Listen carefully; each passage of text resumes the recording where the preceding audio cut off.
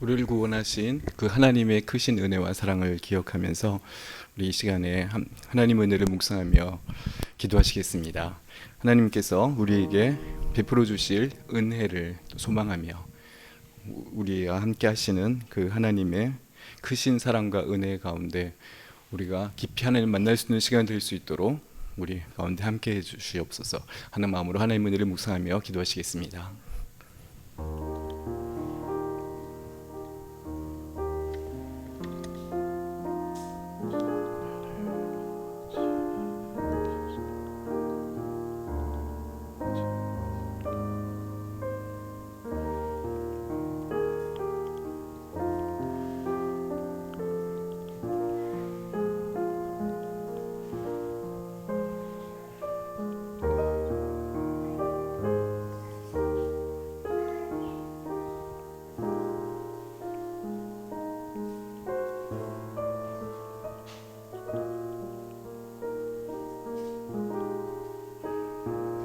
내가 영원히 사모할 주님, 참 사랑과 은혜가 넘쳐 주님을 찬양합니다. 내가 주님을 구주로 섬기고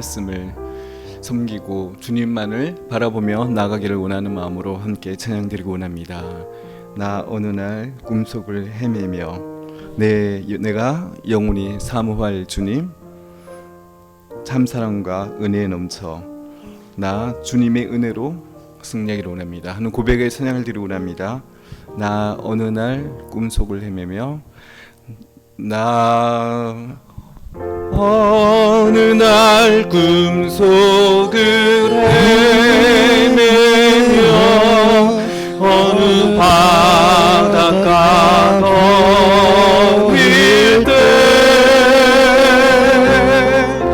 그 갈릴리 오시니 나는 마음 우리를 보았네. 나 그때의 확실히 맹인이 눈을 뜨는 것 보았네. 그 갈릴리 오시니 능력이 나를 놀라게 하였네. 내가 영원히 사모할 주님, 참 사랑과 은혜 넘쳐 나 외롭고 그로부터 내 구주로 섬겼네. 그 사랑의 눈빛과 음성을 나는 믿을 수 없겠네. 그 갈릴리 오시니 그때에 이 죄인을 향하여 못하는 난 그 손과 옆구리 보이시면서 하신 말 내 죄는 되살렸다 하실 때 나의 죄짐이 풀렸네. 내가 영원히 사모할 주님, 참 사랑과 은혜 넘쳐 나 외롭고 그로부터 내 그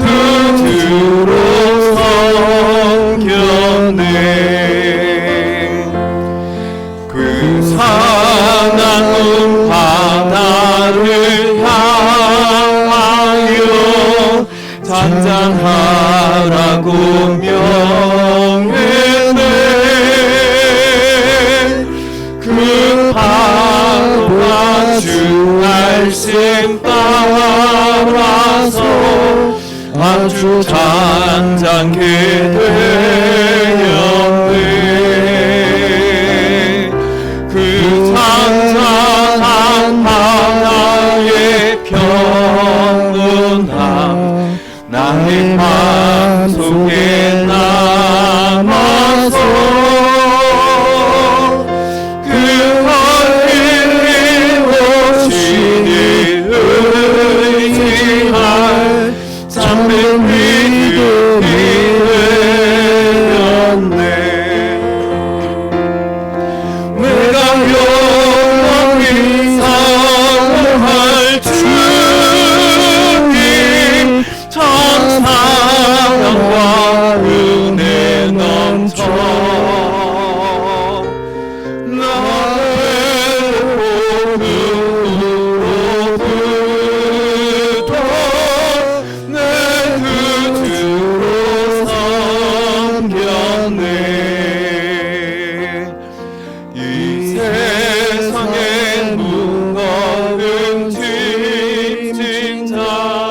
모두 주 앞에 나오라.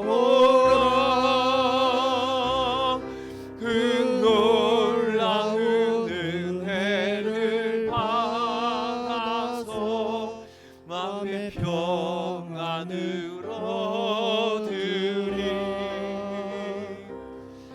나 주께서 명하신 복음을 힘써 전하며 살 동안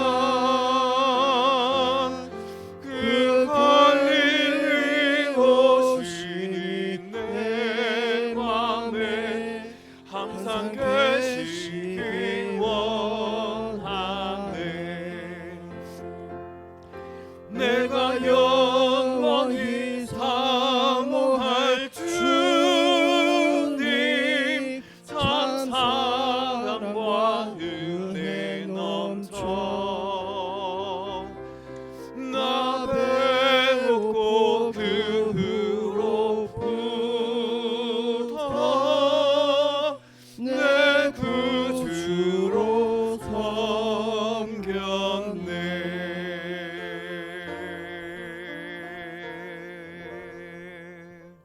아멘.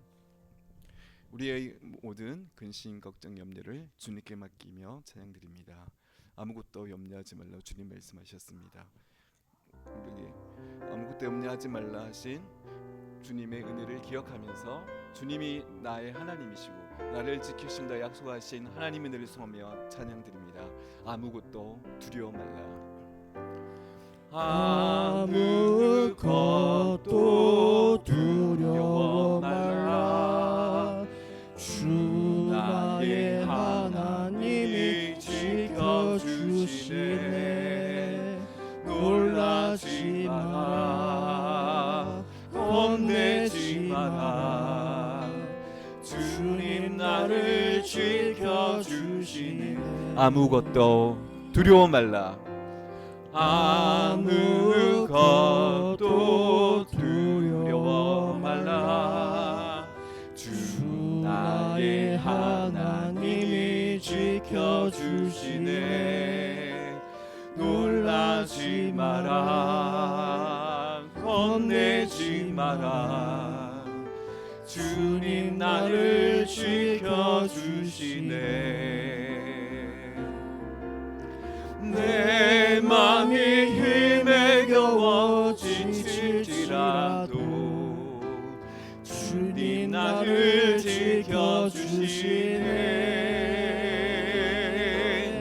세상의 험한 풍파 몰아칠 때도 주님 나를 지켜주시네.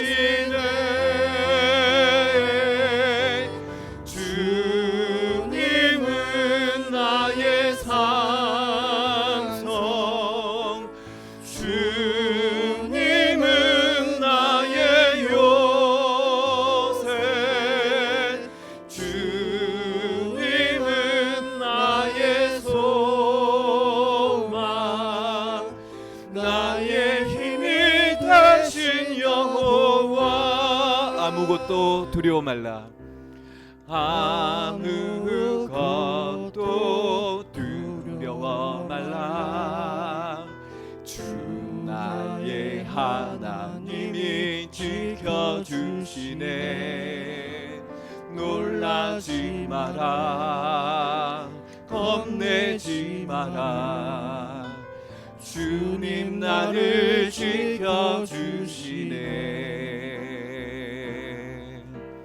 아무것도 두려워 말라.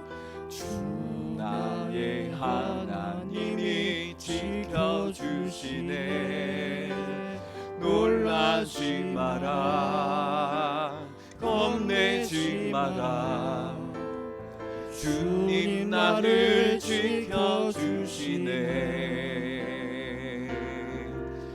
내 맘이 힘에 겨워 지칠지라도 주님 나를 지켜주시네. 세상의 험한 파 몰아칠 때도 주님 나를 지켜주시네.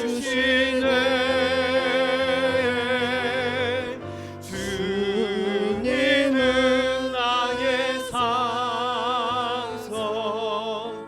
주님은 나의 요새, 주님은 나의 소망, 나의 힘 되신 여호와. 아멘. 하나님의 은혜, 하나님의 그 놀라우신 은혜는 우리와 함께 하십니다. 나를 지으신 그 하나님의 은혜를 우리 찬양하기를 원합니다. 한량없는 그 은혜, 변함이 없인 은혜, 나를 지으신 하나님, 나를 부르신 그 하나님의 은혜를 찬양합니다. 하나님이 나를 지으셨습니다. 나를 지으신 이가 하나님, 나를 부르신 이가 하나님, 나를 보내신 이도 하나님, 나의 나 된 것은 다 하나님 은혜라. 나의 달려갈 길 다 가도록, 나의 마지막 호흡 다 하도록, 나로 그 십자가 품게 하시니, 나의 나 된 것은 다 하나님 은혜라. 한량없는 은혜, 갚을 길 없는 은혜, 내 삶을 애워싸님 하나님의 은혜. 나 주저함 없이 그 땅을 밟음도 나를 붙드시는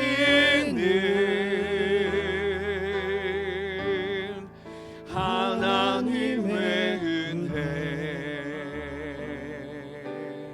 이 시간에 예배를 위해서 하나님의 은혜를 감사함으로 함께 합심하여 기도하시겠습니다.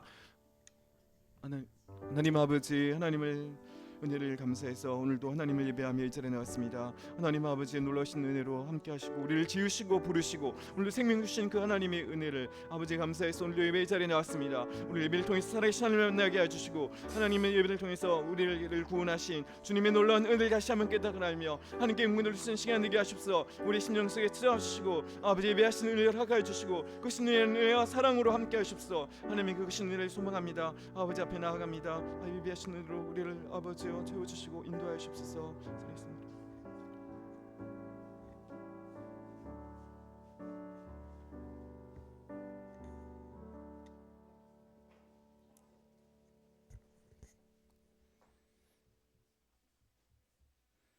사도신경으로 우리의 신앙을 고백하겠습니다. 나는 전능하신 아버지 하나님 천지의 창조주를 믿습니다. 나는 그의 유일하신 아들 우리 주 예수 그리스도를 믿습니다.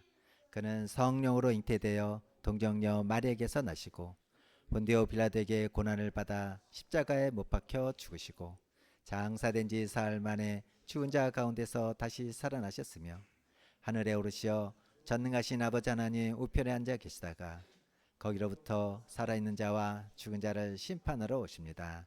나는 성령을 믿으며 거룩한 공교회와 성도의 교제와 죄를 용서받는 것과 몸의 부활과 영생을 믿습니다. 아멘. 지금은 교회 공동기도문을 가지고 같이 하시면서 기도하겠습니다. 시작. 우리 교회를 통해 하나님 영광 받으소서. 하나님의 사랑을 실천하고 하나님의 사랑을 전하는 교회가 되게 하소서. 온전히 자립된 예수님이 기뻐하시는 교회를 세우게 하소서. 다음 세대를 세우고 아름다운 공동체를 물려주게 하소서. 말씀 충만, 성령 충만, 은혜 충만, 사랑 충만, 기도 충만한 예배 되게 하소서. 매년 한 영혼씩 품고 전도하는 교회 되게 하소서. 보내든지 가든지 선교하는 교회 되게 하소서. 수요 반찬 봉사를 잘 감당하게 하소서. 주여 우리를 불쌍히 여기소서. 주여 우리를 불쌍히 여기소서. 주여 우리를 불쌍히 여기소서. 이제는 나라와 또 작정한 한 영혼을 위해서 또 한 환우들을 위해서 1분 동안 하시면서 기도하겠습니다. 하나님 아버지 은혜를 감사합니다. 주님께서 우리에게 귀한 나라를 주시고 이 나라 안에서 아버지 하나님 믿음으로 살아갈 수 있도록 인도해 주시고 아버지의 은혜를 주시는 걸 감사합니다. 주님 여러 가지 새로운 정부가 들어서는 속에서 아버지의 주님 나라가 속히 안정되고 하나님의 뜻과 하나님의 뜻이 이루는 그런 나라 될 수 있도록 인도하여 주시며 하나님 아버지께서 행하실 그런 일들을 우리가 힘으로 나가는 그런 나라 될 수 있도록 그 영혼을 적정 기도하고 있습니다. 아버지 하나님 그 영혼을 주여 불쌍히 해주시고 하나님 앞에 나오게 하시고 아버지 우리가 참으로 사랑으로 기쁨으로 그들 전하는 자가 될 수 있도록 인도하여 주시고 아버지 주님 우리에서 또 많은 환자들이 있습니다.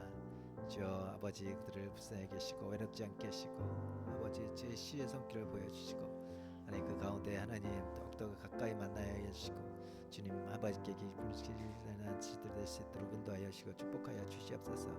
주의 뜻을 그리는 자가 되게 하시고 아버지의 뜻을 나타내도록 하시고 주의 뜻을 통하여 나타나며 주님 통받게 하시고 도와 주시옵소서. 우리를 대표해서 김정인 권사님께서 기도 인도해 주시겠습니다.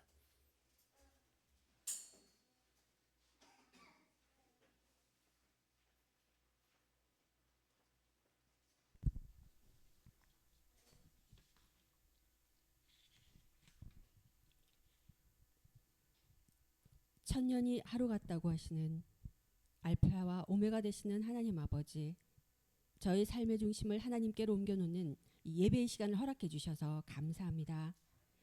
이 시간을 통해 저희가 하나님의 거룩함으로 옷을 갈아입고 저희 고집을 포기하고 하나님의 뜻이 저희의 생각이 되기를 소망합니다. 예배는 하나님께 뭔가를 받으러 나오는 자리가 아니라 저희가 하나님께 드리기 위한 자리라는 것을 너무나 자주 잊어버립니다. 다윗의 진실된 회개가 하나님의 마음에 합한 사람이 된 것처럼 향유 옥합을 깨어서 예수님 발에 부은 여인의 행동이 영원히 기념되고 있는 것처럼 저희도 그렇게 되기를 소망합니다. 예수님께 말씀만 하시옵소서 그러면 내 하인의 병이 낫겠습니다라고 고백한 백부장의 믿음을 최고의 믿음으로 칭찬하셨듯이 저희의 믿음이 저희의 삶이 또 또 회개가 하나님을 감동시키는 자녀들이 다 되게 해 주시옵소서. 지금 세상은 왕이 되기를 원하는 어리석은 사람들에게 너 자신이 바로 하나님이라고 속이는 세상입니다.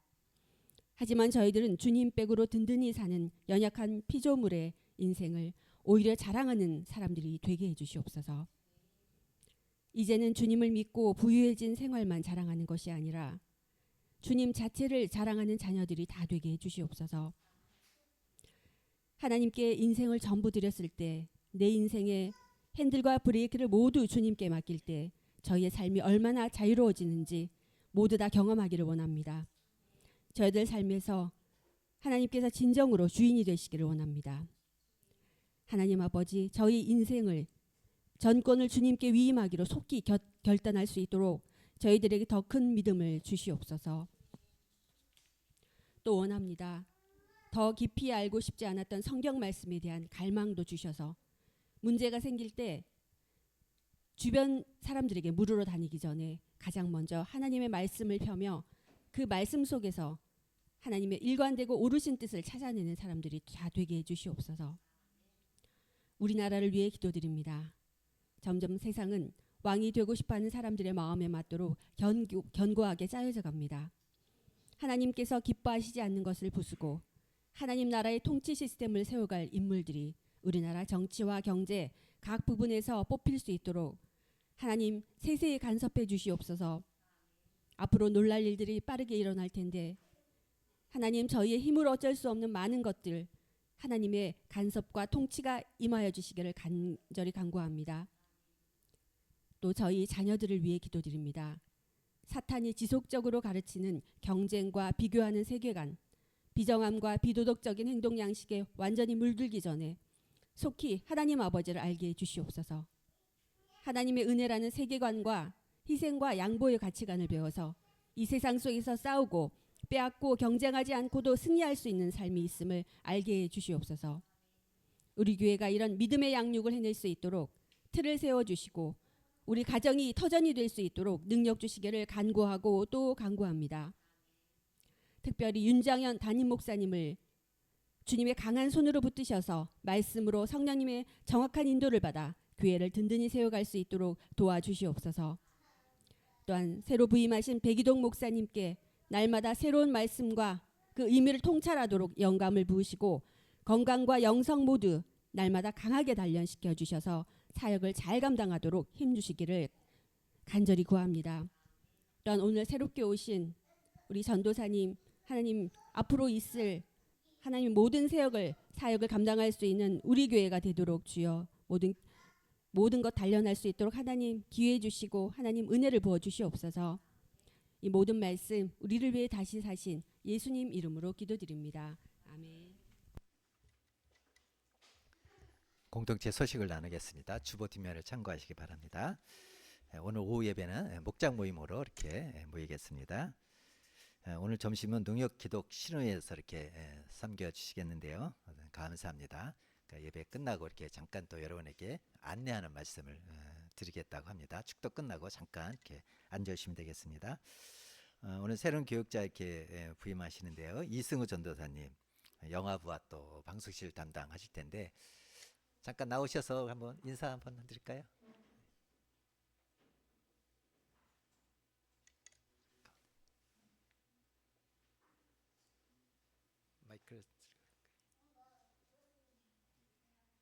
마이크 들고 한번. 네. 네, 반갑습니다. 방송실과 영화부를 맡게 된 이승우 전도사라고 합니다. 만나서 반갑습니다.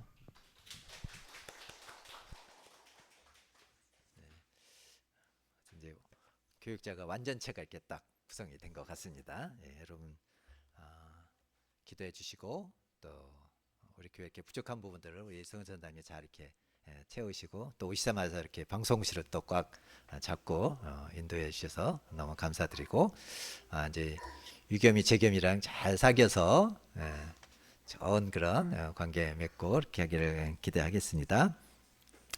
제가 이번 요새 참 젊은 교육자 찾기 힘들거든요. 우리 교회 오신 거는 기적입니다, 여러분. 박수 한번 크게 한번. 또 한국교회 미래 이제 지도자로 우리가 성장할 텐데 여러분이 정말 한 교육자를 이렇게 잘 세운다 그런 마음을 가지고 기도하시고 그렇게 해주셨으면 더 감사하겠습니다. 제가 이번 주 화요일날 아크빌리 CEO 신우회 인도합니다. 기도 부탁드리고요. 이번 주 생일이 6월 18일날 문세현 지사님인데 뒤에 카드에 다 이렇게 여러분 한 마디씩 다 쓰셨죠? 안 쓰신 분 이따가 예배 끝나고 이렇게 축하의 말씀 한 마디씩 이렇게 해주시기 바랍니다. 지난주 성경 암송 같이 해보겠습니다. 시작. 나는 비천에 처할 줄도 알고 풍부에 처할 줄도 알아. 모든 일 곧 배부름과 배고픔과 풍부와 궁핍에도 처할 줄 아는 일체의 비결을 배웠노라. 다시 한번 봅니다. 나는 비천에 처할 줄도 알고 풍부에 처할 줄도 알아. 모든 일 곧 배부름과 배고픔과 풍부와 궁핍에도 처할 줄 아는 일체의 비결을 배웠노라. 빌립보서 4장 12절 말씀. 헌금 주님 앞에 드리겠습니다.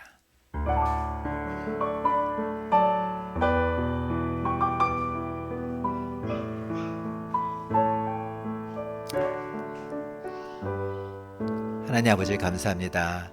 우리가 주께 나올 때 예물을 갖고 나오게 하여 주시고 하나님 기뻐하며 찬양하며 주님의 영광 돌리고 감사로 나오게 하신 것 감사합니다. 주님 예물이 주님 앞에 아름답게 쓰여지는 물질 될 수 있도록 도와주시옵소서.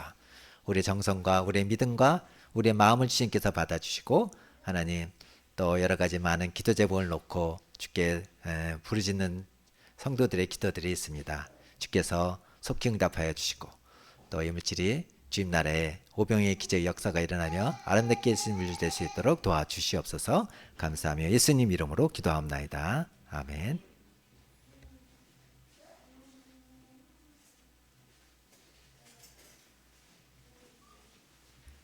오늘 주신 말씀은 요한복음 15장 4절부터 7절입니다. 다 같이 일어나셔서 저와 여러분이 한 절씩 교독하겠습니다. 제가 4절 말씀 봉독합니다. 내 안에 거하라 나도 너희 안에 거하리라. 가지가 포도나무에 붙어 있지 아니하면 스스로 열매를 맺을 수 없음 같이 너희도 내 안에 있지 아니하면 그러하리라.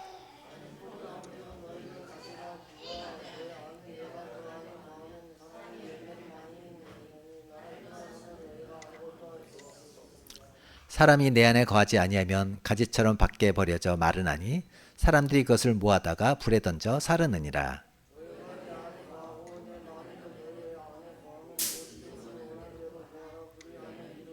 아멘. 자리에 앉으시기 바랍니다. 기도하겠습니다.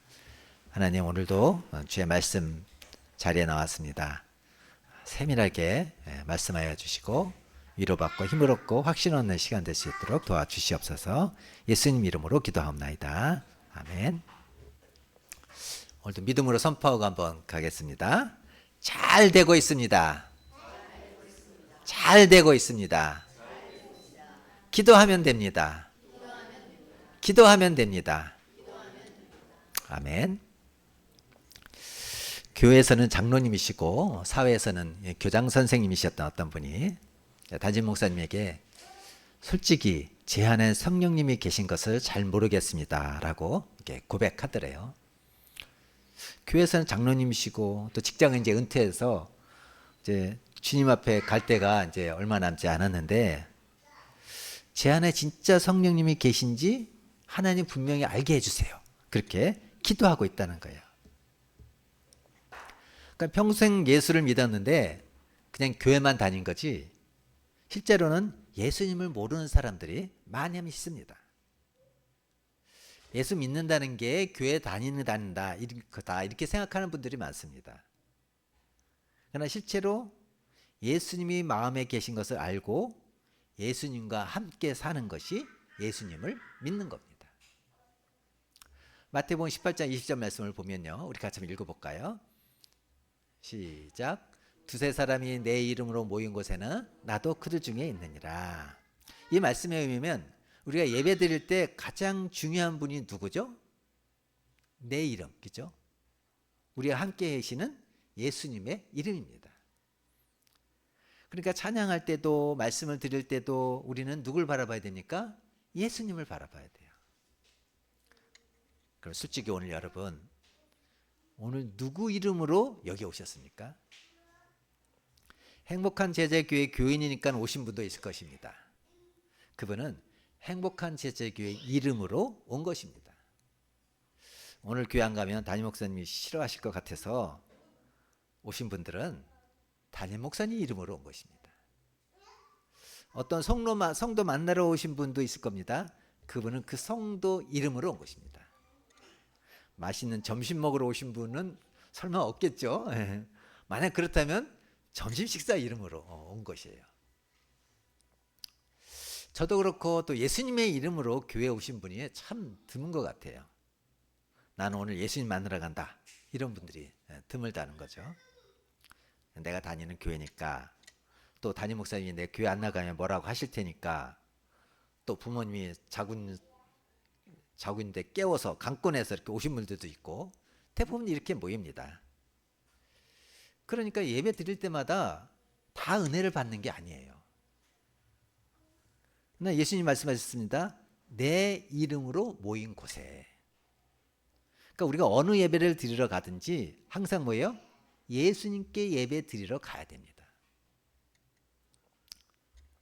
우리가 보통 예배 드릴 때 간절히 사모하는 게 뭐죠? 오늘 은혜 받아야 되겠다. 한국 교인들은 이런 마음이 공통적으로 있는 것 같아요. 강사님이나 또는 목사님 말씀에서 은혜 받아야겠다는 그런 간절한 마음으로 오십니다. 근데 사실 우리는요, 받을 은혜는 다 받은 사람이에요. 하나님이 나를 사랑하셔서 독생자까지 주셨어요. 예수님이 내 죄 사하시려고 십자가에 대신 피 흘려 죽으셨어요. 우리 안에 성령님이 오셨어요. 이 세상에 가장 더러운 게 우리 마음인데 그 더러운 우리 마음이 오셨어요. 무슨 은혜를 더 기대하겠어요? 사실 우리가 받은 은혜는 다 받은 겁니다. 그럼 우리가 교회 예배는 왜 드리러 오는 거죠? 감사하려고. 너무 감사하니까. 우리가 모여서 함께 하나님께 감사드려야겠다. 그래서 예배는 은혜 받으러 오기보다는 감사드리러 오는 거예요. 우리 김영인 권사님이 참 기도가 오늘 다 그 기도를 이렇게 하셨어요. 그러니까 우리가 감사한 건 미리 준비해서 하나님께 봉헌하는 마음, 바로 그런 마음인 거죠. 그래서 예배 시간에 제일 은혜로운 시간이 어떤 시간이에요? 헌금하는 시간이에요. 감사하러 왔으니까. 그러니까 헌금하는 시간이 너무 좋아요. 이런 사람이 진짜 은혜가 충만한 사람입니다. 어느 예배 가든지 하나님께 감사하는 사람이 은혜가 충만한 사람입니다. 여러분, 하나님의 심정을 한번 헤아려 보십시오. 은혜 받으려고 오는 사람하고 하나님께 감사드리려고 오는 사람하고 누가 더 은혜 받겠어요? 감사드리러 온 사람 아니겠어요? 또 우리가 교회 예배는 왜 이렇게 오죠? 찬양하고 싶어서. 혼자서도 찬양할 수 있지만 이렇게 함께 모이면 얼마나 좋아요. 오늘 배목사님이 처음 이렇게 찬양이 됐는데 분위기가 확 다르죠. 예, 제가 할 때는 칙칙하고 막 이랬는데 우리 배목사님 하시니까 정말 은혜가 되고, 막 찬양이 막 절로 나오고, 반주자 또 싱어, 정말 오늘 새로운 느낌 아니었어요, 그죠? 네. 그러니까 혼자 부를 때보다 얼마나 힘이 나고 얼마나 은혜가 됩니까? 그러니까 하나님, 나 찬양하러 가요. 찬양하고 싶어서 가는 거예요. 그러니까 사실 오늘 뭐예요? 우리 은혜 이미 다 받았습니다. 헌금했죠? 찬양 다 불렀습니다. 그것 때문에 온 건데 말씀은 그냥 보너스예요. 하나님께 찬양 드리고 싶어 왔는데 말씀으로 은혜를 주시네? 뭐 그런 거예요. 그러니까 정말 예수님의 이름으로 모이면 어떤 예배든, 가정에서 드리는 가정 예배든, 또 목장 예배든, 또 주일 대예배든, 어떤 예배든 은혜를 받아요. 감사 드리러 가는 거고, 찬양 드리러 가는 거고. 그럼 은혜는 어떤 상황이든 받는 거죠, 다. 근데 안타깝게도 한국교회 성도들은 은혜도 엄청난 은혜를 받고도 여전히 은혜에 대해서 더 받으려고 해요. 왜 그럴까요? 이미 내 안에 계신 예수님을 정확히 모르니까. 그 엄청난 은혜를 받고도 항상 은혜가 부족한 것처럼 사는 거예요. 예수님이 내 안에 계신 것을 알고 나면 사실 더 은혜 받을 것도 사실 없어요.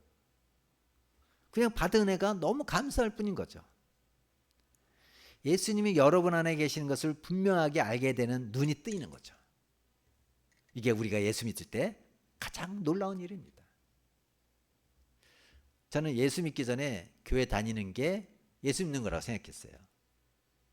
그러다가 예수 믿을 때 저희 순장님이 예수님을 내 마음에 영접해야 되고 또 그러면 예수님 나를 떠나지 않으신다고 그렇게 가르치셨어요. 그래서 그때 모든 예수 믿는 사람 안에 예수님이 살아계시구나 이걸 처음 알았어요. 예수님 마음에 계시지 않는 사람은 뭐예요? 예수 믿는 사람이 아니라는 거예요. 그렇게 예수님 영접했는데 예수님이 내 안에 계시다는 게 이게 믿어지지가 않아요. 예수님 내 마음에 계시다는 거 어떻게 알 수가 있나? 그걸 내가 어떻게 예수님이 내 안에 계시면 내가 어떻게 그걸 모를 수가 있나? 내가 모른다는 것은 예수님이 안 계시다는 얘기 아닌가? 그래서 누가 예수님 네 안에 계시냐고 물어보면 계시다고 거짓말했어요. 서로 입장이 불편할까 봐. 근데 나중에 보니까 예수님이 자기 안에 계신 척 하는 사람들이 너무 많더라고요. 예수 믿고도 결혼한 부부들 어쩜 그렇게 부부싸움을 많이 합니까? 집에서 아이들한테 얼마나 큰 소리 많이 칩니까? 성도들 중에도 은밀한 죄를 짓는 사람이 얼마나 많습니까? 예수님 마음에 계신 것을 안 믿는 거예요. 예수님 믿으면 그럴 수가 없죠. 많은 교인들에게 예수님 어디 계시냐고 물으면 예수님이 내 마음에 계시다고 믿습니다. 이런 표현을 써요. 사실 그 말은 안 믿는다는 말과 똑같습니다. 내 마음에 계시다고 믿습니다. 아주 묘한 표현을 쓰죠. 여러분, 여러분의 집에 자녀들이 있으니까 물으면 어떻게 대답하십니까? 저는 우리 집에 아이들이 있다고 믿습니다. 그렇게 얘기하지 않잖아요. 집에 아이들이 있습니다. 또는 없습니다. 유학 나갔습니다. 독립해 나갔습니다. 그렇게 명확히 얘기하는 거죠. 우리 집에 있다 없다. 집에 부모님 계십니까? 저는 부모님이 우리 집에 계시다고 믿습니다. 믿기는 뭘 믿어요? 부모님이 계시면 계시다. 안 계시면 안 계시다지. 그죠? 근데 예수님은 내 마음에 계시다고 믿습니다. 라고 합니까? 계십니다. 안 계십니다. 이렇게 왜 명확하게 말을 못하는 거죠? 예수님을 적당하게 믿고 있는 거예요. 예수님이 내 마음에 계시다고 들은 거지 실제로 증거가 있는 믿음이 아니니까 예수님 마음에 계시다고 믿어도 아무런 힘이 없는 거예요. 세상에 나가도 예수님 안 모시고 오는 사람과 똑같이 사는 거예요. 문제가 생기고 어려운 일이 닥치면 근심하고 걱정하고 환경이 달라지면 또 그 환경에 완전히 휘둘러 버려요. 왜요? 내 안에 계신 예수님이 완전한 실제로 나에게 있지 않으니까 그런 거죠. 근데 제가 잘못 생각한 것 중에 하나가 주님이 제 마음에 계신 걸 아는 것이 어떤 체험으로만 아는 걸로 알았어요. 그러니까 오랜 기간 동안 예수님이 제 마음에 계시다는 확신을 못 가진 거예요. 저는 예수님이 내 마음에 계시면 환상을 보거나 신비한 주님의 음성을 듣거나 무슨 특별한 체험이 올 줄 알았어요. 그렇지 않아요. 예수님이 여러 번 안에 계신 것은 어떤 놀라운 성령의 체험이나 특별한 은사 때문에 확인되는 게 아니에요. 우리가 일상적인 생활할 때 무슨 체험이 있겠어요? 그냥 예수님이 항상 나와 함께 계시는데 어떤 때는 예수님이 나와 함께 하시다는 느낌이나 체험이 있을 수 있어요. 그렇지만 어떤 때는 또 전혀 그런 느낌이나 체험이 없을 때도 있어요. 그러니까 어떤 체험이 있고 없고를 떠나서 예수님이 내 안에 계신 것을 항상 믿을 수는 없을까? 있습니다. 이렇게 믿어야 진짜 믿음인 거예요. 어떻게 믿어야 되냐면 말씀으로 확인하는 거예요. 아, 예수님이 내 안에 계시구나. 조금 더 의심이 없어지는. 오늘 저녁에도 내일 아침에도 혼자 길을 가든지 누구랑 같이 밥을 먹든지 또 예배를 드리든지 어떤 순간에도 예수님이 나와 함께 계시구나. 이렇게 믿어질 수 없을까? 있어요. 뭐라고요? 말씀으로 확인하면 돼요. 오늘 시간에 여러분에게 말씀으로 예수님이 여러분 안에 정말 계신지 안 계신지 확인하려는 시간을 가지러 갑니다. 몇 가지 성경 구절을 찾아볼 텐데 오늘 설교는 꼭 성경 공부 같은 그런 느낌이 들 수도 있을 것 같아요. 오늘 첫 번째 고린도서 12장 3절입니다. 같이 한번 읽어볼까요? 시작.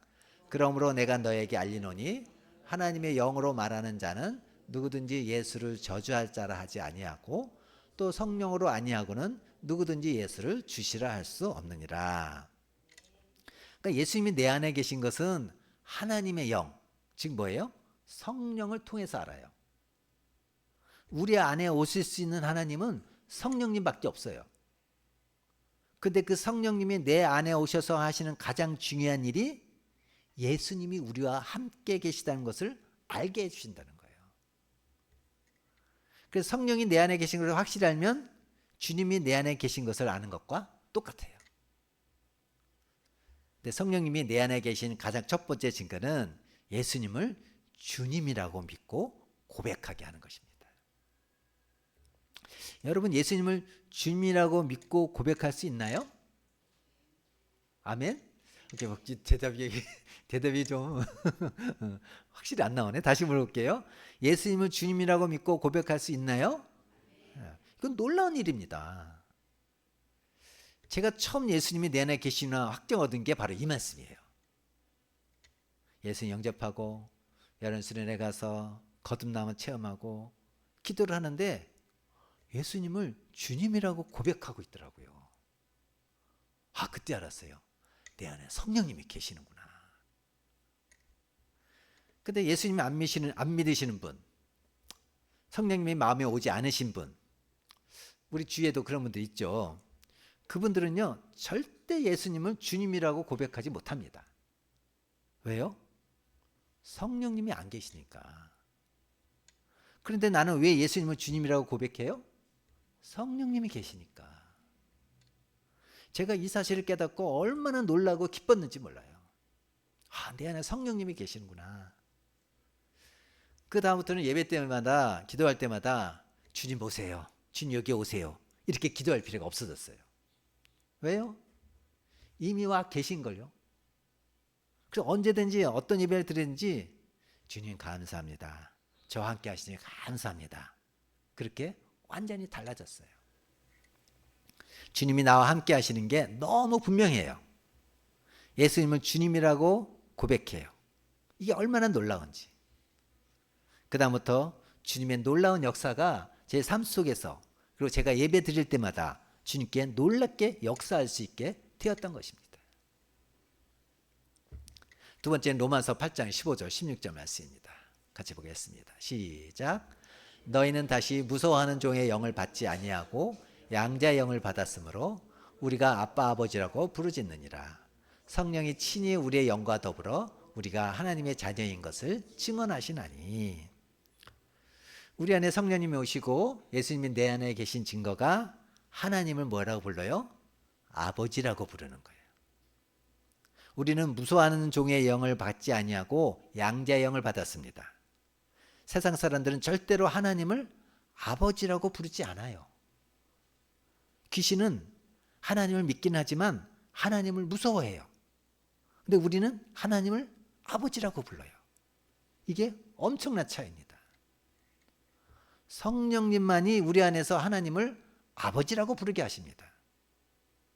여러분이 기도할 때 하나님 아버지 이렇게 금방 연결되시는 분, 또 어떤 때는 그냥 아버지 이렇게 부르시는 분, 여러분 안에 예수님이 계신 증거예요. 주님이 아니시면 그렇게 될 수가 없습니다. 지금은 큰 교회를 담임하고 계시는 어떤 목사님이 젊었을 때 이제 군에 입대를 했는데 이 군 생활이 정말 무의미한 시간의 낭비처럼 여겨졌어요. 사실 뭐 그런 느낌 많이 갔습니다.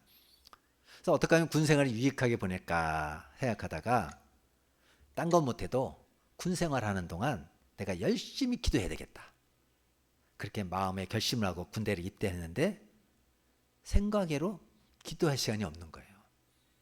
여러분 군대 갔다 오신 분들 군 생활 중에 실제 기도할 시간 내기가 참 어렵다는 거 잘 아실 겁니다.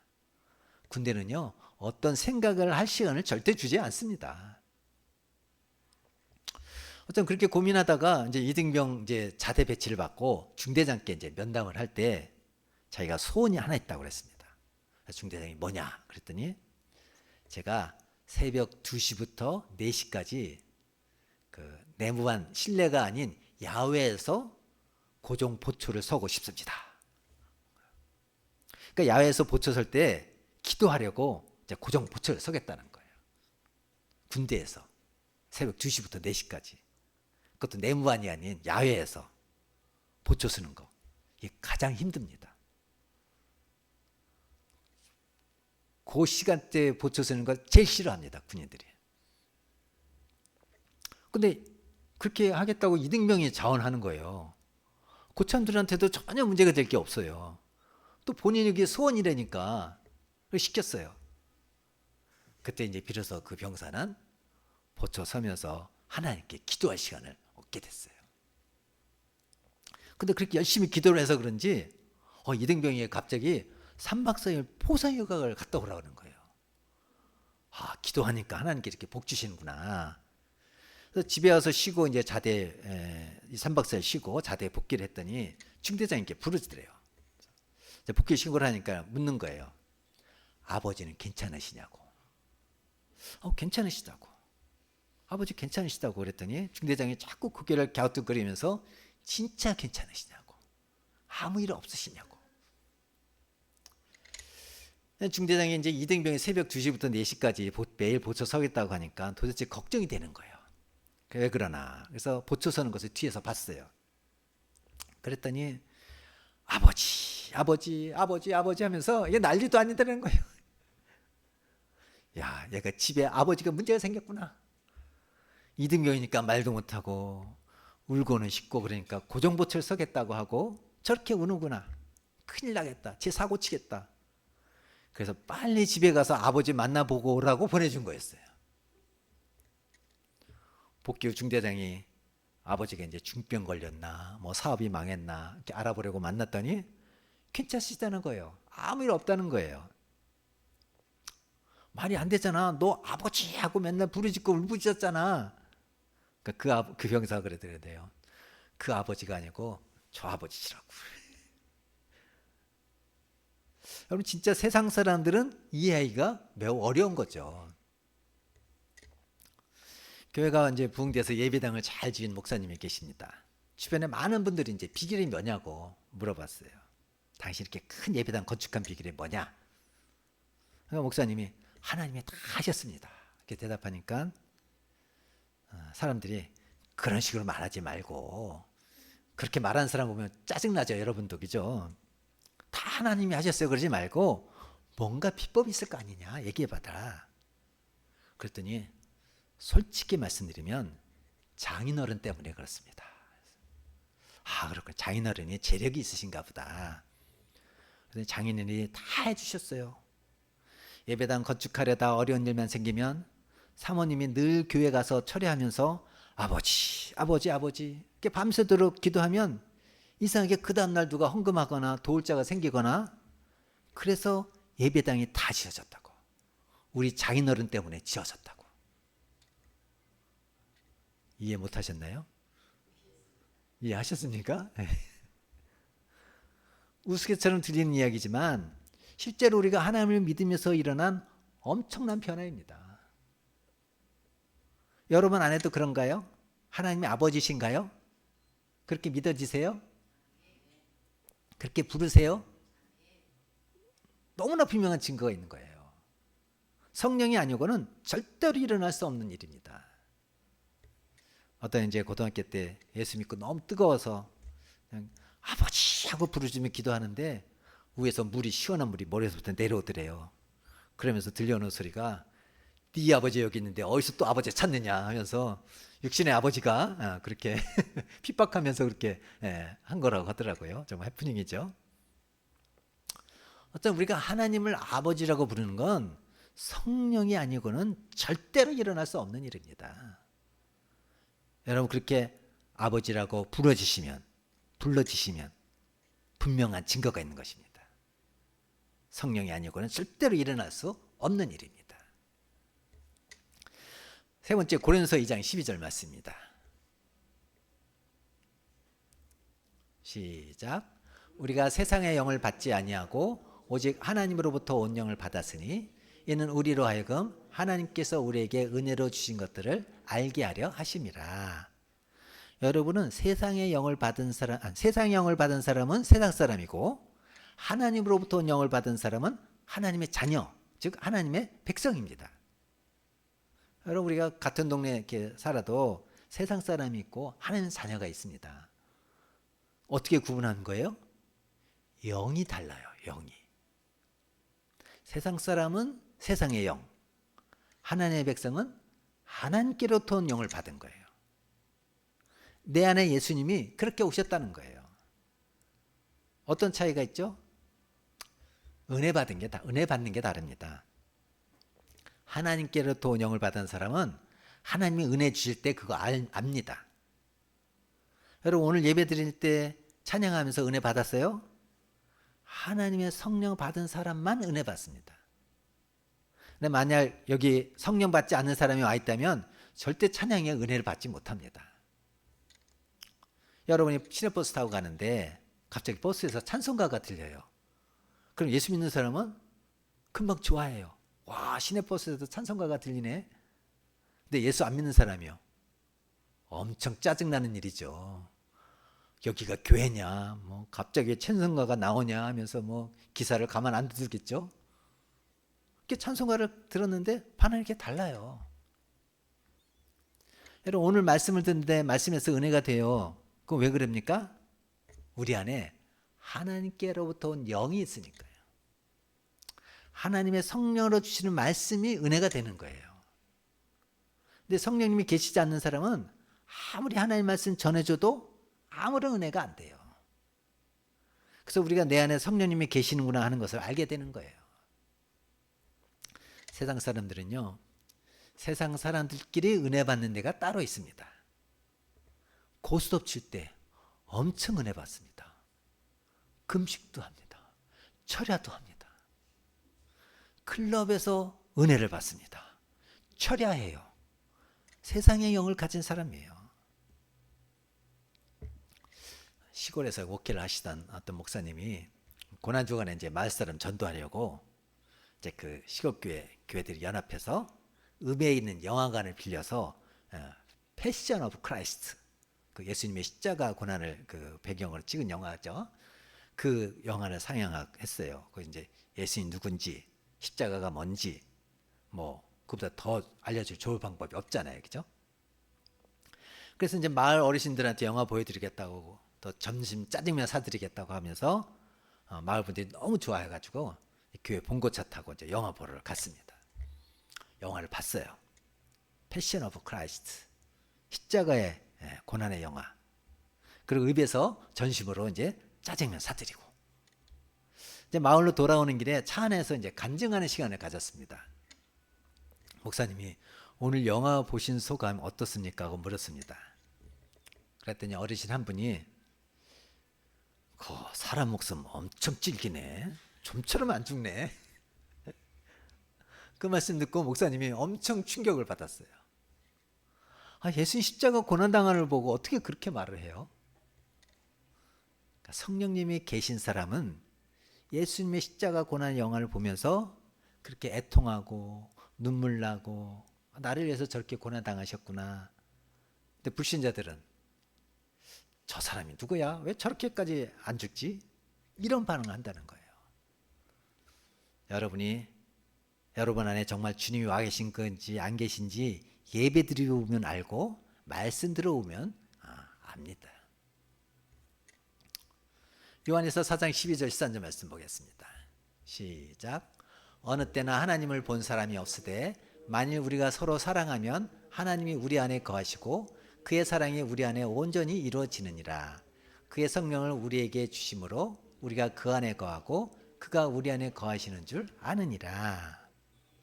우리 안에 성령님이 계신 증거가 도무지 용서할 수 없는 사람 용서하고 사랑할 수 없는 사람 사랑하게 되는 겁니다. 그걸 보고 알아요. 아, 내 안에 성령님이 와 계시는구나. 여러분, 부부싸움을 했어요. 너무 속상해요. 남편이 너무 미워 죽겠어요. 아내가 너무 섭섭해요. 그리고 하나님 앞에 나와 기도하면 하나님이 뭐라고 하실까요?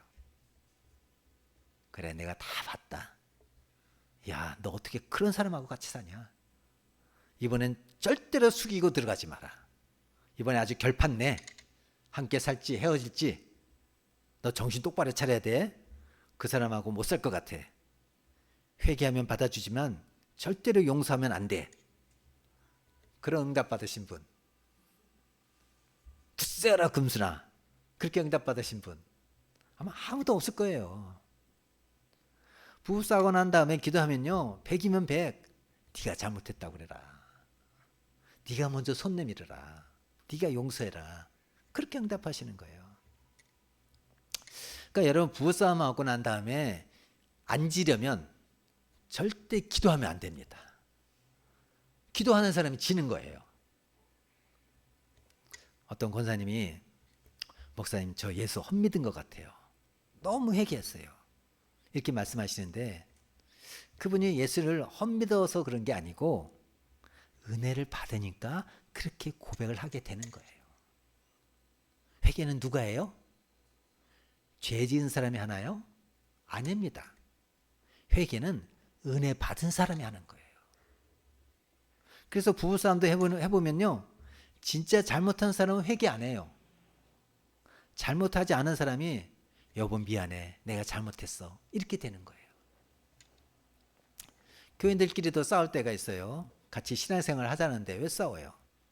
근데 마귀는 어떻게 하든지 교인들끼리 서로 미워하고 싸우게 만들죠. 이런 일이 생길 때 여러분이 이기려면, 지지 않으려면 예배 드리면 안 돼요. 결심하고 교회는 안 나와야 돼요.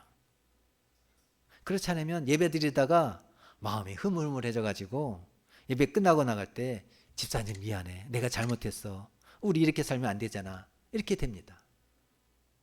성령의 역사가 일어나면 항상 내가 잘못했습니다, 용서합니다, 사랑합니다, 이렇게 됩니다. 여러분 다 경험하시는 거죠? 어떤 분이 한 젊은 부인에게 전도를 했대요. 근데 그런 분이 자기도 교회를 다녔었는데 지금은 안 다닌다고. 왜 그러시냐고 그랬더니 그분 이야기가 시어머니 용서할까 봐 안 나간대요. 결혼하고 새를 사는데 그 집주인이 열심히 있는 교회 집사님이에요. 집주인이 교회 가자고 해서 몇 번 갔대요. 근데 예배를 드리다가 목사님 설교를 듣는데 마음에 막 시어머니를 용서하려고 하더래요. 이럴 수는 없어 하고 나왔대요. 그 다음부터 교회 안 나간대요. 내가 교회 계속 나갔다가는 시어머니 용서할 것 같아서 교회 안 나갔대요. 결혼할 때 시어머니한테 받은 상처가 얼마나 컸는지 이를 갈고 있더라는 거죠. 반드시 복수하리라. 그런데 어떻게 한순간에 이렇게 용서할 수 있냐 이거예요. 그래서 전도자가 그분한테 당신 진짜 하나님 은혜 받은 거라고. 하나님 은혜 받은 사람은 그런 마음 갖게 된다고. 용서하고 사랑하는 것이 하나님의 축복의 시작이라고. 그렇게 설명드리고 교회를 나오게 된 적이 있다고 합니다. 이게 은혜 받은 사람의 증거예요. 도무지 용서할 수 없는 사람, 사랑할 수 없는 사람 용서하고 사랑하게 되는 거. 에베소서 4장 30절 말씀입니다. 같이 보겠습니다. 시작. 하나님의 성령을 근심하게 하지 말라. 그 안에서 너희가 구원의 날까지 인치심을 받았느니라. 우리 안에 오신 하나님의 성령은 내가 잘못 살면 떠나실까요? 안 떠나시죠? 하나님의 성령이 내 안에 오셨는데 내가 하나님이 기뻐하지 못하도록 살면 성령님께서 어떻게 하시나요? 근심하세요. 떠나시는 게 아니고 어떻게 해요? 성령이 근심하시는데 그 성령의 근심을 우리도 느끼는 거예요. 예수 믿고 성령님을 모시는 사람은 세상 사람은 못하는 그 근심을 느낍니다. 어떤 집사님이 주일에 마을 사람들과 온천을 가게 됐습니다. 세상 사람들은 주일에 온천 가도 얼마나 좋아해요. 근데 예수 믿는 사람은 주일 예배 안 드리고 온천 갈 때 어떤 느낌 들어요? 이거 가다가 차 뒤집어지는 거 아니야? 그럼 불길한 생각 들 적 있죠. 아, 목사님한테는 집안일 때문에 또 피치 못할 사정 때문에 주일 예배 못 드린다고 거짓말 했어요. 그렇게 온천을 가요. 온천을 가는데 사람들의 마음이 달라요. 한쪽 사람은 너무너무 좋아하고 한쪽 사람은 너무너무 불안해해요. 온천탕 안에 들어갈 때 꼭 지옥불에 들어가는 것 같아요. 미끄러져 이거 다리가 부러지는 거 아닌가. 괜히 그런 생각만 들어요. 왜 그렇죠? 여러분 안에 계신 성령님을 한번 생각해 봐요. 여러분 안에 계신 성령님, 여러분 떠나지 않으십니다. 그러니까 여러분이 주일에 주일 빼먹고 온천 가도 성령님 여러분 떠나지 않으세요. 그러니까 성령님도 주일에 온천 가야 돼요. 여러분 안에 계시잖아요. 얼마나 성령님 힘드시겠어요. 야, 이러려고 나를 영접했냐. 그러니까 여러분도 마음이 괴로운 거예요. 여러분 사람마다 뭐 새벽에 기도하시는 분 있고 저녁에 기도하시는 분 있고 또 우리 교회 수요 예배 겸 기도회가 있는데 기도 안 하면 어때요? 너무 편안해요? 아, 몸이 회복되는 것 같고 기도 안 하니까 마음이 푸근하고 그런 분들은 오늘 따로 남아서 저하고 이렇게 면담을 해야 되고 하시기 바랍니다. 말이 안 되죠. 물론 기도 안 할 사정이 있을 수 있어요. 그래 기도 안 하면 그런 사람은 마음에 근심이 있어요. 내가 기도 생활 제대로 못할 때 이런 마음 누가 주시는 거예요? 우리 안에 계신 성령님께서 우리가 기도 생활을 온전히 못하는 것으로 인해서 가장 힘들어하시는 분이 성령님이죠. 근데 예수 안 믿는 사람도 그럴까요? 예수 안 믿는 사람 새벽 예배 안 갔다고 마음에 근심하나요? 안 그렇죠. 아무 문제가 안 돼요. 수요 기도에 참석 안 한다고 아무 문제가 안 돼요. 예수 믿는 사람에게만 성령의 근심이 있는 거예요. 우리가 11조를 안 한다고 합시다. 11조 안 하면 어떤 느낌 드세요? 돈 버는 것 같아요? 너무 수지 맞았다. 이런 사람은요, 역시 또 저와 남아서 오늘 상담하고 가셔야 됩니다. 이상한 사람이에요. 말이 안 돼요. 그럴 수가 없죠. 내가 11조를 제대로 안 하는지 우리 교회 아무도 모릅니다. 왜? 수입은 자기만 아는 거잖아요. 근데 자꾸 마음이 괴로워. 성령님이 그렇게 하시는 거예요. 세상 사람 11조 안에서 걱정하는 사람이 있어요? 없어요. 저희 아버지가 예수 이제 마지막에 돌아가실 때 예수 믿었는데 평소에 제가 교회 다닌다고 저를 엄청 걱정하셨는데 제일 걱정하는 게 11조였어요. 교회 돈 다 갖다 바치는 줄 알았어요. 여러분 예수 믿지 않는 부모, 예수 믿지 않는 남편, 예수 믿지 않는 자녀들은요, 우리가 11조 하는 거를 화내요. 그게 예수 안 믿는 사람의 마음이에요. 어떻게 교회에다 11조 되냐. 그러나 우리 예수 믿는 우리는 어떻게 해요? 11조 안 하면 괴로워요. 여러분 이제 분별을 할 줄 아셔야 됩니다. 아, 성령의 근심이 내게 있구나. 말로 할 때 들으시기 바랍니다. 매를 벌지 마시기 바랍니다. 성령님이 이미 마음에 그렇게 하지 마. 주님이 기뻐하지 않는 마음을 주셨을 때 빨리 돌이켜야 되는데 참 안타깝게도 그걸 느끼고도 어기는 분들이 많습니다. 한 번은 어느 의사인 집사님이 아무 기도 부탁도 안 하시고 덜컥 무슨 새로운 사업을 하나 시작을 하셨다가 어려움을 겪었어요. 그래서 집사님 이런 일 하려면 미리 목사님한테 이야기하고 또 기도 부탁도 하고 같이 이제 기도를 분별받고 해야지 어떻게 일부터 이렇게 저질렀냐고. 그랬더니 그 집사님 하는 얘기가 하지 말라고 할까봐 미리 말씀을 안 드렸대요. 자기는 다 알아요. 자기가 이렇게 하면 목사님이 하지 말라고 할 거다. 그래서 이야기 안 하고 저질러 놓는 거예요. 참 안타깝죠? 여러분 안에 계신 성령께서 벌써 마음에 이렇게 하지 마, 이럴 때는 빨리 반응을 하시기 바랍니다. 주님이 기뻐하시는 길 따라가시기 바랍니다. 빌립보서 2장 13절 말씀입니다. 시작.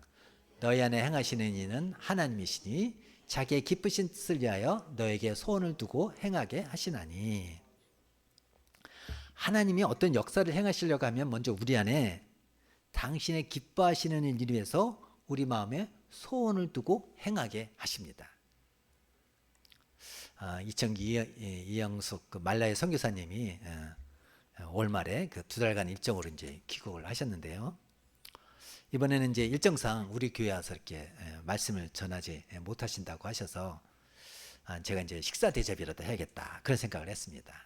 그래서 내일 이제 선교사님 부부 또 그 두 자녀 같이 함께 이제 식사하기로 했는데 정말 선교 사역으로 그 지친 영혼, 그 육신을 이제 위로해 주고 싶은 그런 마음이 들었던 거죠. 여러분, 교역자나 선교사님들에게 이처럼 식사 대접이라도 하고 싶어, 이런 마음이 어디서 나오는 거예요? 너희 안에 계시는 이는 하나님이시니 당신의 기쁘신 뜻을 위하여 너희로 소원을 두고 행하게 하신다는 거예요. 여러분이 이제부터 여러분의 마음에 하나님이 기뻐하시는 일을 하고 싶다, 뭐 교회 뭐 비품이라도 하나 들여놓고 싶다, 주의 종을 대접하고 싶다, 그런 마음은 하나님께서 우리에게 소원을 두고 행하게 하시는 겁니다.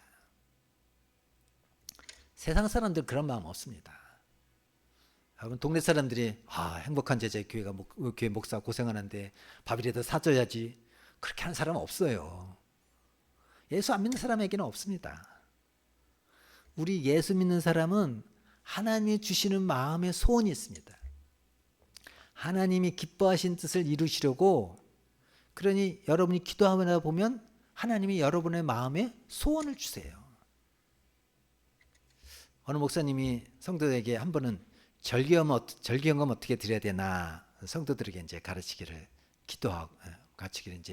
기도하고 작정해서 드려라. 그랬더니 어떤 지사님이 이제 성도들에게, 하나님 이번 절기연금 얼마 드려야 될까요? 그러면 하나님이 당신의 기쁘신 뜻을 위하여 우리에게 소원을 두고 행하십니다. 그래서 어느 지사님이 기도를 하셨대요.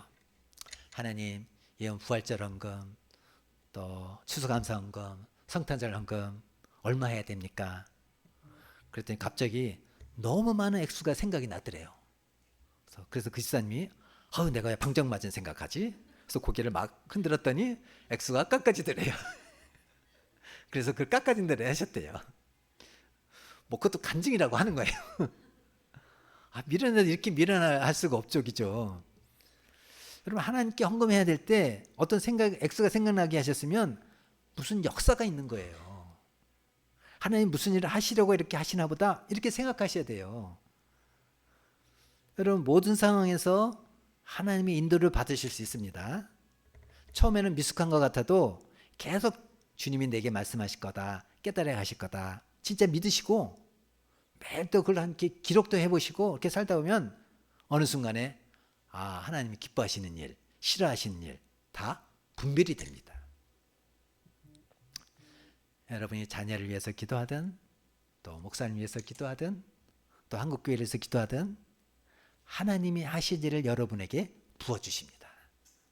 기도만 하면 당신의 기쁘신 뜻을 위하여 너희로 소원을 두고 행하게 하십니다. 여러분에게 이 말씀이 반드시 체험이 되어야 됩니다. 그렇게 되길 축복합니다. 이제 마지막으로 사도행전 1장 8절입니다. 시작. 오직 성령이 너에게 임하시면 너희가 권능을 받고 예루살렘과 온 유대와 사마리아와 땅끝까지 이르러 내 증인이 되리라 하시니라. 자, 성령 받으면 어떻게 된다고요? 반드시 증인이 된다는 거예요. 다시 말해서 전도하고 싶어지는 거예요. 가족들, 이웃들, 직장 동료들, 친구들 다 예수 믿고 예수 믿는 사람들 만들고 싶은 마음, 이게 예수 믿는 성도, 성령 받은 성도들의 본능이에요. 여러분의 가족 중에 예수 안 믿는 사람이 있으면 여러분 마음에 틀림없이 저 사람 예수 믿어야 되는데 하며 기도하고 또 기회가 되면 전도하려고 하고 교회 가자고 할 거예요. 그건 여러분이 하고 싶다 안 하고 싶다가 아니에요. 성령 받은 사람은 그렇게 돼요. 이게 정말 신비한 일이에요. 제가 사랑의 교회에서 평신도일 때 1년에 한 번씩 이제 대규모 전도 집회를 합니다. 그래서 성도들이 교회 일찍 와서 다 교회 마당에 다 나가 서 있어요.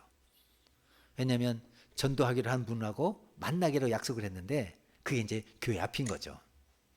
그래서 어떤 쭈뼛쭈뼛한 사람이 서 있으면 전도할 사람이 쭉 뛰어가가지고 뭐 얼싸안고 팔짱 끼고 그냥 그렇게 좋은지 그렇게 모시고 또 교회 이제 들어갑니다. 전도하려고 한 사람이 결신돼서 교회 올 때 정말 세상을 다 얻을 것 같습니다. 근데 약속은 했는데 안 오는 사람들이 있어요. 예배는 시작됐는데 약속한 사람은 안 오고, 그러니까 더 애가 타는 거예요. 예배가 시작됐습니다. 이제 예배 드리기 위해서 예배당 가야 되는데 자꾸 뒤돌아보면서 이제라도 올까 이렇게 자꾸 뒤돌아보는 거예요.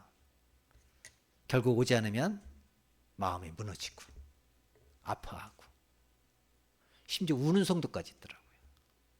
그럼 그게 울 일이에요? 그게 무슨 일이라고 울어요? 그 마음이 뭐예요?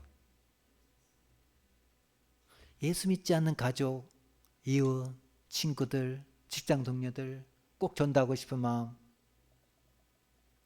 전도 대상자가 예수 믿으면 그렇게 기쁘고, 전도했는데 거절하면 그렇게 마음 아파하고 울고, 이게 무슨 마음이에요? 여러분 마음이 아니에요. 주님이 주시는 마음이에요. 성령이 임하시면 너희가 증인이 될 것이라. 주님이 그렇게 말씀하셨습니다.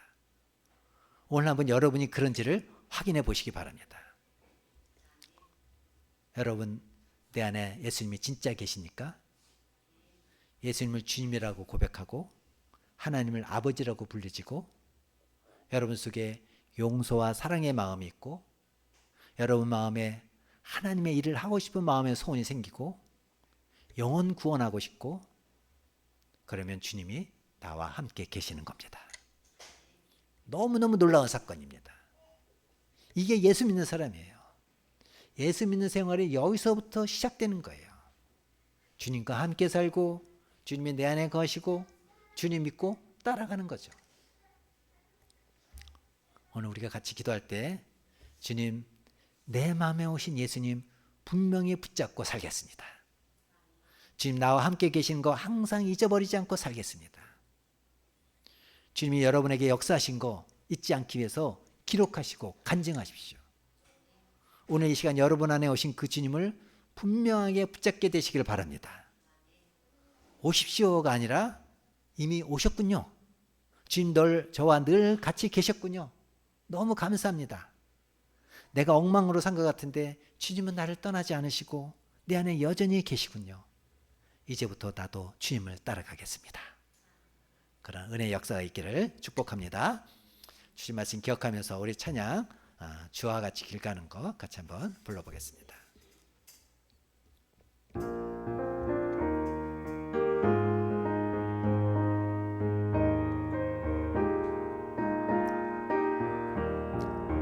주와 같이 길 가는 거 즐거운 일 아닌가. 우리 주님 걸어가신 발자취를 밟겠네. 한 걸음 한 걸음 주 예수와 함께 날마다 날마다 우리 걸어가리. 어린아이 같은 우리 미련하고 약하나 주의 손에 이끌리어 생명길로 가겠네. 한 걸음 한 걸음 주 예수와 함께 날마다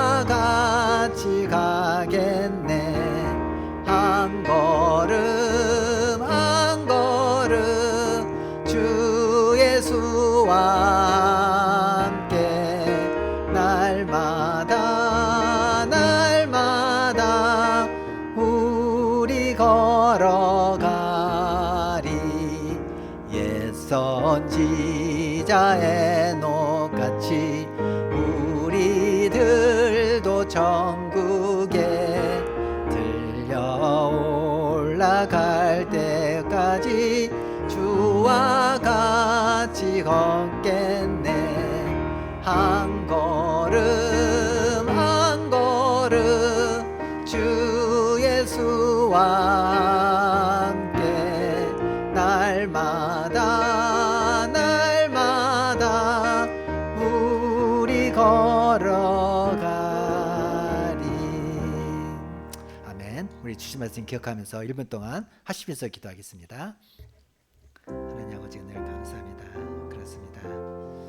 주님, 우리 함께 계신 거 우리가 믿습니다. 주님, 정말 우리가 어떤 체험이나 어떤 기적이나 이런 것을 구하는 것이 아니라 말씀 안에서 정말 우리가 분명한 확신을 갖고 그렇게 믿음 생활하는 자가 될 수 있도록 도와주시옵소서. 우리가 주님을 주님이라고 고백하고 있으니까, 하나님을 아버지라고 부르고 있으니까, 우리 정말 용서와 사랑의 마음이 있으니까, 정말 우리가 하나님 마음을 하고 싶은 그런 소원이 있으니까, 주여 아버지 하나님, 성령의 근심하게 할 때 근심의 마음이 있으니까, 영원군하고 싶은 마음이 있으니까, 주님, 우리가 주님의 성령이 있는 것입니다. 주여 아버지, 우리 오신 주님 꼭 붙잡고 나간 자가 되게 주시옵소서. 아버지 역사하게 하여 주시고, 아버지 하나님 주의 그리스도인 자가 되게 하시고, 하나님 주의 영광을 우리 자가 되시도록 주여 축복하시고 인도하여 주시옵소서. 아버지까지 행하시는 일을 나타나는 자가 되시도록 인도하여 축복하여 주시옵소서. 베풀어 주시옵소서. 나갈 길을 찬양을 갈가고 인생을 합니다. 하나님 아버지, 주님이 제 안에 계십니다. 어떤 체험이나 기적으로 아니라 말씀으로 확인하는 저희들 될 수 있도록 도와주시옵소서. 우리가 주님을 주라고 부르고 하나님을 아버지라고 부르고 있습니까? 우리 속에 용서와 사랑의 마음이 있습니까? 우리 마음에 하나님의 일을 하고 싶은 마음에 소원이 생기고 있습니까? 영혼 구원하고 싶습니까? 주님이 나와 함께 계신 겁니다. 정말 놀라운 사건이라는 거 우리가 믿고 하나님 앞에 거하며 나아가는 믿음의 사람 다 될 수 있도록 인도하여 주시옵소서. 감사하며 예수님 이름으로 기도합나이다. 아멘. 다 같이 일어나셔서 우리 또 선포하고 또 우리 예배를 마치겠습니다. 예수님 함께 계심 믿을지어다. 예수님 안에서 누리며 살지어다. 모든 상처와 아픔에서 회복될지어다. 모든 질병에서 치료되어 건강할지어다. 경제의 풍성함을 누릴지어다. 하나님의 축복으로 자유와 행복과 형통이 있을지어다. 우리 자녀들 예수의 능력으로 살아갈지어다. 우리 청년들 예수를 위해 위대한 꿈을 꿀지어다. 아멘. 찬양 부르시겠습니다.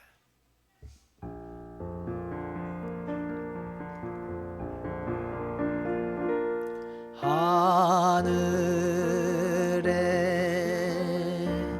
계신 아버지, 이름 거룩하사 주님 나라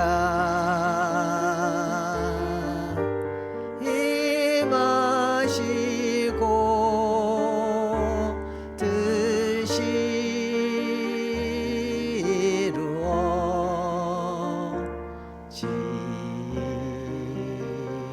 이루어지이다.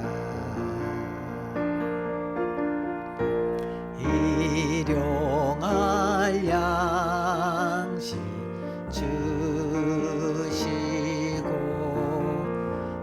우리들의 근죄 다 용서하옵시고 또 시험에 들게 마시고 악에서 구원하소서. 주여 주의 나라 주의 권세 주의 영광 영원히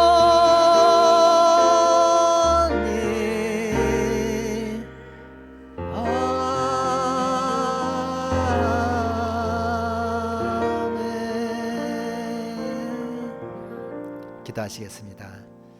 지금은 우리 주 예수 그리스도의 은혜와 하느님 아버지의 극진하신 사랑하심과 성령님의 교통 인도하신 은혜가 예수님이 내 안에 계시다는 거 확신하고 확신 있게 믿음 생활하기로 작정하는 여기 모인 당신의 사랑하는 백성들 머리 위와 또 저들의 가정과 생업 위에 지금부터 영원까지 함께 있을지어다. 아멘.